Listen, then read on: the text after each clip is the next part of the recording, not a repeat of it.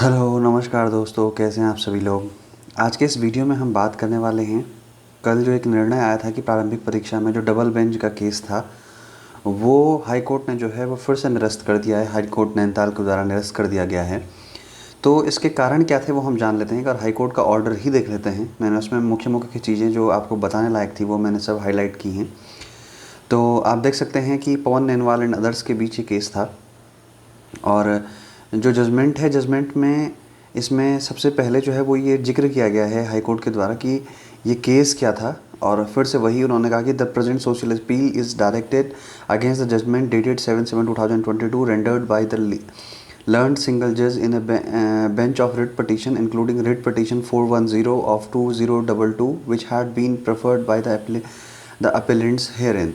मतलब इसमें इस बात में कहा जा रहा है कि एक रेट जो है वो सिंगल बेंच में आई थी और उसके बाद वो डबल बेंच में है और फिर उसके बारे में डिस्कस किया जा रहा है। वो इंट्रो था। मतलब अब बात करते हैं आगे कि it appears that when the answer key to the question paper was made public and objections invited the expert committee went into objections and found that 12 questions were erroneous। The respondent then took a policy decision to delete the said 12 questions and to award 12 bonus mark to the said 12 question to all the candidates। इसमें कहा जा रहा है कि आयोग ने जो है वो 12 क्वेश्चन जो हैं वो डिलीट किए और उसके बाद क्या किया कि 12 बोनस मार्क्स सभी को दे दिए गए।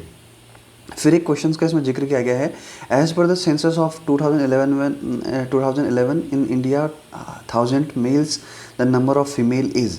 ठीक है, तो वो कह रहा है कि according to the petitioner the correct answer for the said question was option B 940 yet the model answer which was also option B was treated as incorrect for no rhymes or reason and 1 marks was awarded in respect to the said questions to all candidates while deleting the question।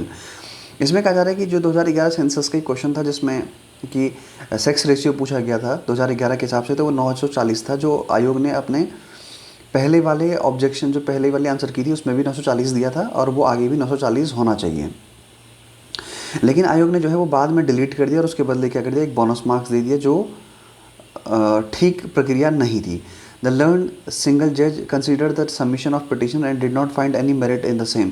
अब वो कह रहे हैं कि जो आयोग जो single bench के लॉयर थे उन्होंने इसमें कोई मेरिट ना देखते हुए इसे जो है वो खारिज कर दिया।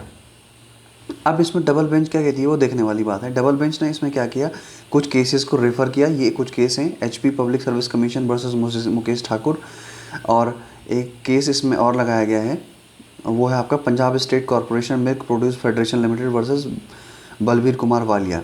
तो इन केस का हवाला देते हुए हाई कोर्ट क्या कहता है ये देखने वाली बात है। We do not find any merit in the submission of reason there was negative marking of -0.25 mark for every wrong answer, therefore a candidate who may be aware of the correct answer to a question which is erroneous would not mark one the question।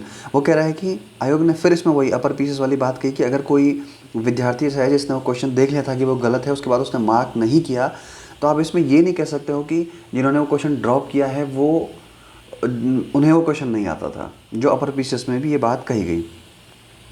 फिर इसमें वो कह रहा है कि another submission to learned counsel for the appellants is that another examination process the examination body related the erroneous question and proportionally worked out the percentage of the candidate on the basis of remaining questions। अब इसमें ये कहा जा रहा है कि जो UKPSC है ये पिटिशनर की तरफ से कहा गया कि जो 12 क्वेश्चंस हैं वो डिलीट किए गए हैं, लेकिन ऐसे ही आयोग ने जो है अपर पीसीएस में इसको परसेंटेज के आधार पर किया है, लेकिन यहाँ पे बोनस दिया है। वी डू नॉट फाइंड, अब फिर आयोग क्या कहता है, कोर्ट क्या कहता है, we do not find any fault in the methodology adopted by the respondent as all the candidates have been treated equally by giving 12 bonus marks. तो हाई कोर्ट ने इसमें कहा है कि हमने इसमें कोई फॉल्ट नहीं पाया है जब वो 12 बोनस मार्क्स सभी को दिया गया है। ठीक है, यानी कि वो कह रहे हैं कि बोनस मार्क्स जब सबको इक्वली दिया गया है तो वो कोई फॉल्ट नहीं है। The appellant have also raised a challenge to the decision of the expert committee in respect of several other questions, but we are not inclined to get into that all issue at all। आयोग ने सीधे बाकी questions को बाकी मुद्दे में गया ही नहीं और कहा कि जो एक्सपर्ट कमेटी के विषयों को चैलेंज किया गया है उस पर हम जाना ही नहीं चाहते हैं। For the aforesaid reason we do not find any merit in the present special appeal and the same is accordingly dismissed.